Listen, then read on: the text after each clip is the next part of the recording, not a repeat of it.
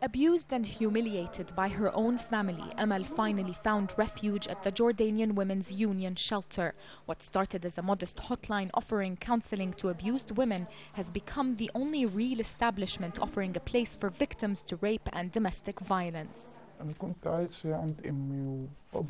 My parents got divorced when I was a baby, so I lived with my mother until I was 15. Then my father took me away from my mother and made me live with him, and he sexually assaulted me. My family threw me out on the street like rubbish because they no longer wanted me. So I went to a detention facility because I had nowhere to stay. Raped by her own father, with her stepmother's approval, she was then married off by force. But that marriage only lasted a few hours, her husband immediately divorcing her when he discovered she wasn't a virgin.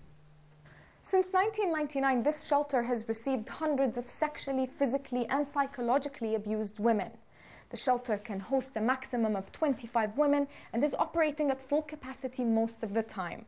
Proof that violence against women in all its forms is an ongoing problem here. The union believes the reasons for violence against women are numerous, but are essentially attributed to regional political turmoil. Historically, the Arab world has always been under occupation. The first of all victims of wars and violence have always been women because they represent the weakest link in society. And they already live in communities that discriminate against women and that are discriminated against by the world.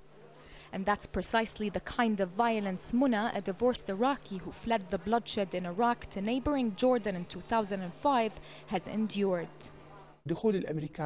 I consider the Americans' invasion of Iraq a crime against humanity. They destroyed the country, the civilization, the very existence of humankind and human dignity, and destroyed the name of Iraq. The president of the union says violence against women is certainly not in decline.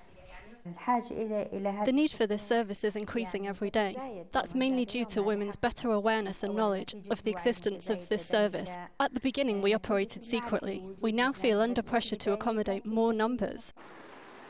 The shelter also reaches out to the abusive partner to try to resolve problems peacefully and help stop the violence in the family.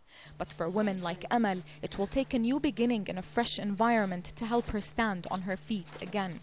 And for Muna, only resettlement in Europe, where her children live with her ex-husband, will guarantee that she gets back her human dignity. Nisreen, el-Shamayleh, Jazeera, AMMAN.